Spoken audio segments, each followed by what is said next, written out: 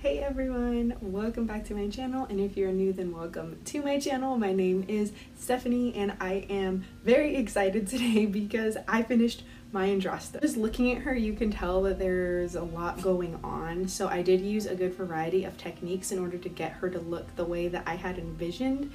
So I used oil paints for some portions such as the armor, the wings, and the cape to get those quick, efficient blends. And then I used acrylic paints for things like the non-metallic metal, the glowing eyes, basically all the other little details that require more delicate brushwork. I used acrylics. So I went ahead and time-stamped everything below so that you can watch the part of the video that you're perhaps most interested in seeing, or you can just watch the whole thing and see how I combine all of these techniques to make it look how I wanted it to look. Let's go ahead and get started. So I primed her white instead of my usual gray because I didn't want to have to work as hard to get the colors that I wanted. And then I am taking Storm Vermin Fur, which is just a medium gray color, and I am placing this over all of the stone on the base. And I'm doing the big parts of the base first because I did heavily dry brush them and I didn't want to spend forever working on Yndrasta and then not be able to freely dry brush and risk ruining my work. So I did that first, and then I'm taking charred brown. Any dark brown will be just fine, and I am putting this on the tree in the back. Then I am taking Nuln oil. You guys should be really proud of me for not using Skeleton Horde. And I am just giving everything a heavy wash. So the stone and the tree are all getting washed. Shortly after doing this, I actually spilled all of my Nuln oil all over my table and all over myself, but that was out of frame. Then with Screaming Skull and Celestial Gray in a 1-to-1 ratio, I am just giving that stone a really heavy dry brush.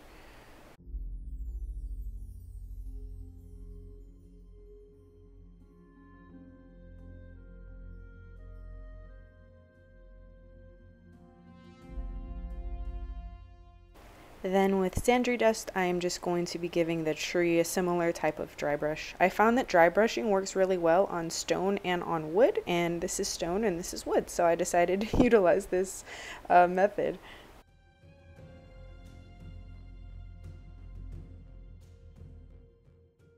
Okay, this is the fun part. So I popped her wings off. I'm proud of myself for remembering to not glue them on to make my life easier. And I am mixing these 3 colors in an equal ratio to base coat her armor. So it makes this gorgeous seafoam green kind of color. By the way, if you guys would like my palette to be in frame so you can see what the color looks like on the palette, let me know, because I've been thinking about doing that for a while, but I don't know if it would be redundant or not. I'm not really sure.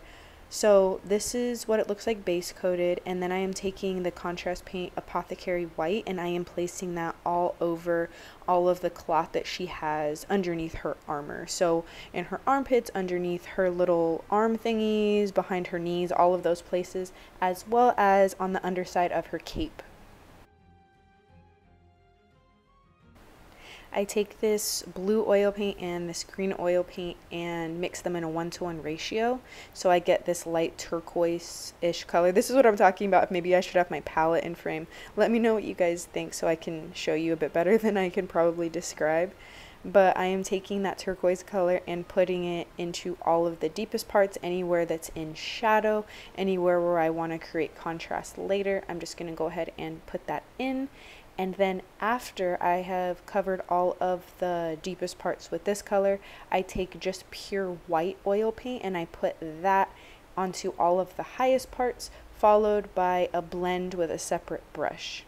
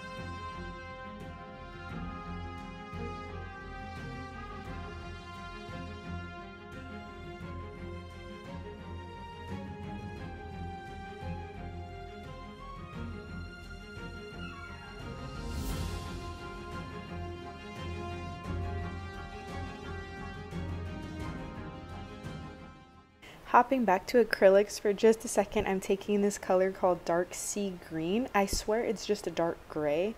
And I am putting that all over the wings, front and back to base coat, and then hopping back to acrylics. Back to oil. So I have black, purple, pink, and white. And I am just going to be applying them in the way that you can see. So I kind of take the black mixed with a little bit of white to get this dark gray and place that along the edges, and then I slowly start working the purple into that color before adding some little bits of pink here and there, and then working my way back towards a darker gray towards the inside of the wing. So I guess you can just kind of see what I'm doing. You can really just throw these on, like you just throw the color on with your brush and then you blend it after, and you can really manipulate it a lot easier than with acrylics. So I knew I wanted to use oils for the wings to get those smooth blends, and all together front and back of both wings took me maybe 20 minutes.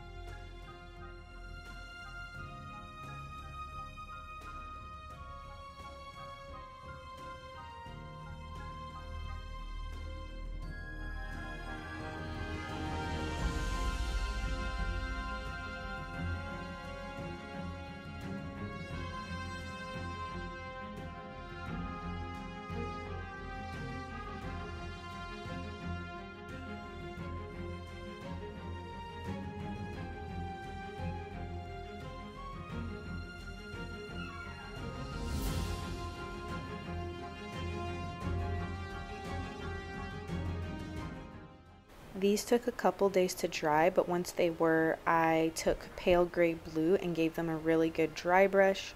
I wanted to bring out the texture of the feathers, but I was also mindful of exactly how and where I was dry brushing because I didn't want to lose the color underneath. So this is what I ended up with. Then I took that same color that I used to dry brush and I just kind of applied it to all of the highest parts of the armor. I felt like when I was using the oil paints, I let the blue take over the white too much. So I'm just reapplying some acrylic white just to bring out those bits again and make it kind of more crisp. And then I end up taking pure white, as you can see here, and just applying it to the tippy tips of everywhere.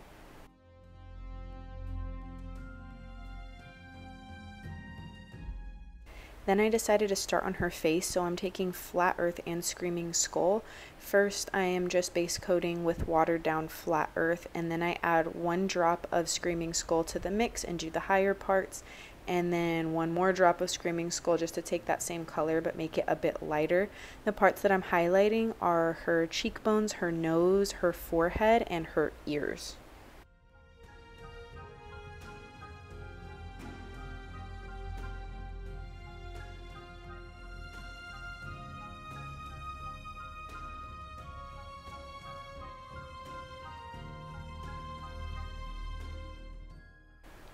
Then with turquoise, I am watering it down a bit and placing this all over the eye socket. So I'm going a bit bigger than I would if I were just painting her eyes normal. So it just kind of covers the whole area. And then I take white and I put that in the middle, and it didn't really come out perfect, but that's okay because then after I finished this step, I just took turquoise and cleaned up the edges and made the eyes a more realistic shape.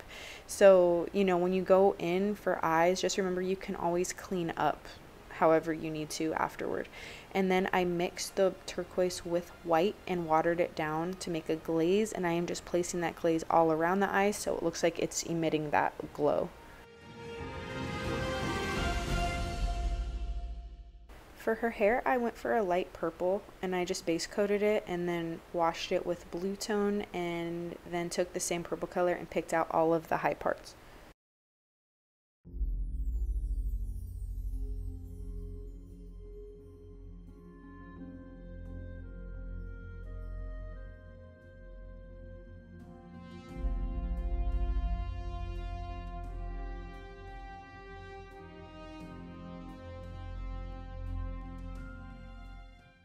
I'm taking that same purple color and placing it all over her scale mail, and I'm trying to be more matchy as you can see. Oh, I also base coat her cape with this too.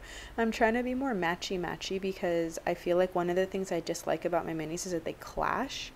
So yeah, I did a lot of this purple. I take Nuln Oil Gloss and I just put that over all of the scale mail, and when it dries, the shine it gives off kind of makes it actually look like it's metal, so that's cool. And then I get started on the non-metallic metal. So the first color that I use for this process is Mournfang Brown, and I tried something new this time where I watered it down a bit more than I normally do, just so that the high parts pop out more, so it makes it easier for me when I'm trying to establish the highlights. So I'm just going on and base coating, and then the next color is XV88, and like I said, I am just putting these onto the high parts and trying to be intentional about where I'm placing them, because with metal it's not just about putting them on the high parts, but there's some other factors that come into play, so definitely use a reference photo if you have one. And then this is Zemezi Desert, and I am putting that as the next highlight, going over less surface area.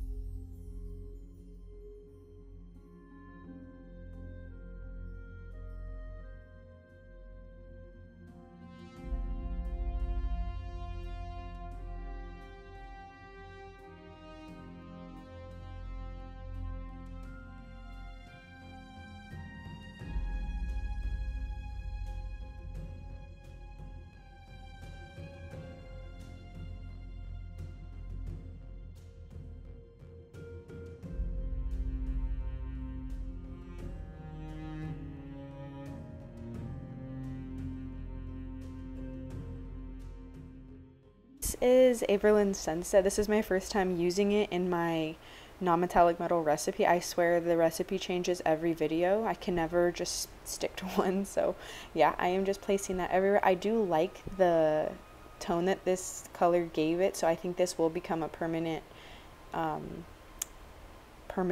addition to my little non-metallic metal routine I have going on. But yeah, I think this made it pop a little bit and prepared for the next step, in which I will be taking a dark brown. I think I used dark German, what is it called? Dark German brown black. It's a Vallejo color. And I take that, make a glaze out of it, and then put it into all of the deepest parts. And that's just to bring the contrast out more. And the reason that I make it a glaze is so that it will sink into the cracks easier without, you know, destroying all of the layering that I've already worked up towards at this point.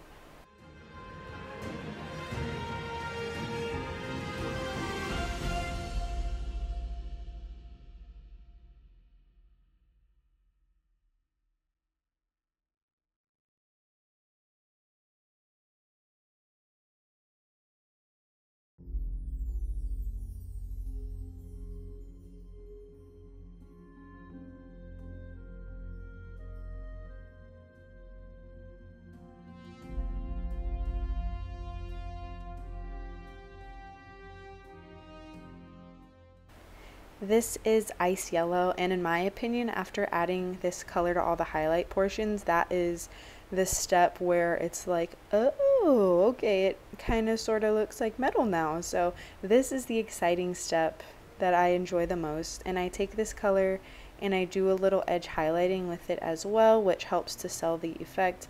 You have to try to be really tidy with this step, because if this step is sloppy, it really takes away from the illusion of the metal. So I actually had to go in and correct a couple spots where I was a little bit too sloppy, and just make sure that they look nice and tidy. Then I take white and I mix it with that color, so I never go up to a pure white, at least not this time. Next video might be different, but I am just mixing that color with the ice yellow and doing just the very edges of everything.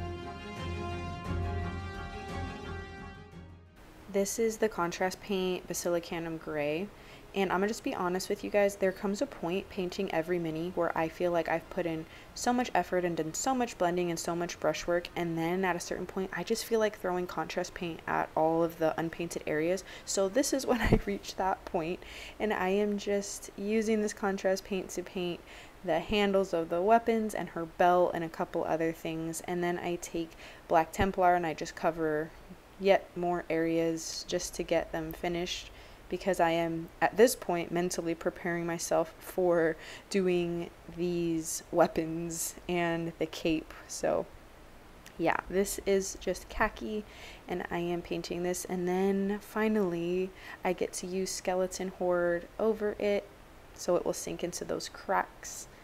And yeah.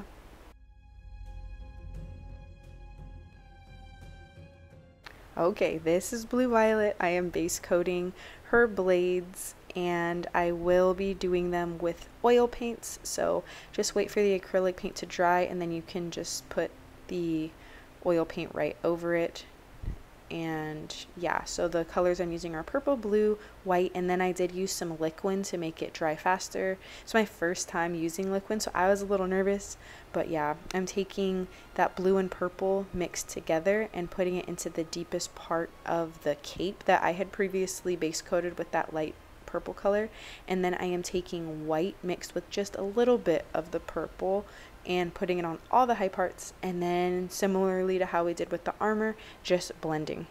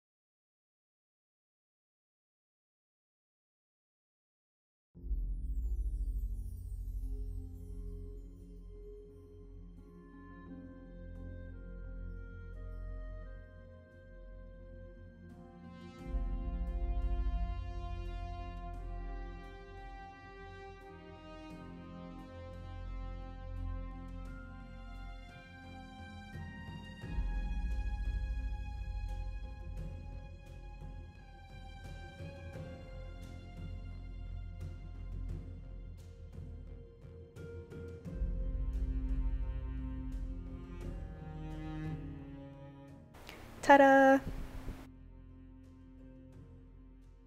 Similar color palette, just with one shade lighter blue. Like I said, I'm trying to be more matchy-matchy. I'm going to be going in on the weapons, so I mixed that lighter blue with purple and I'm placing it onto each side, and then I am going to be taking the white and putting it on the parts where I didn't put the other color, and then obviously just blending it.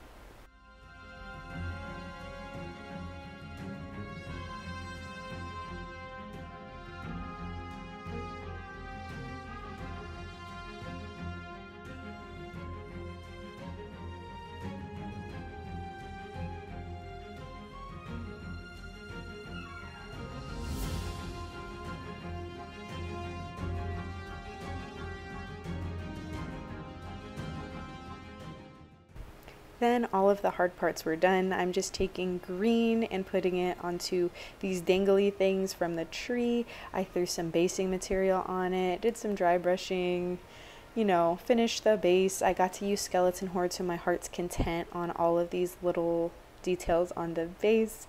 And then that pretty much takes us to the end. So this is what she looks like all completed. As usual, thank you guys so much for watching, and I will see you in my next video.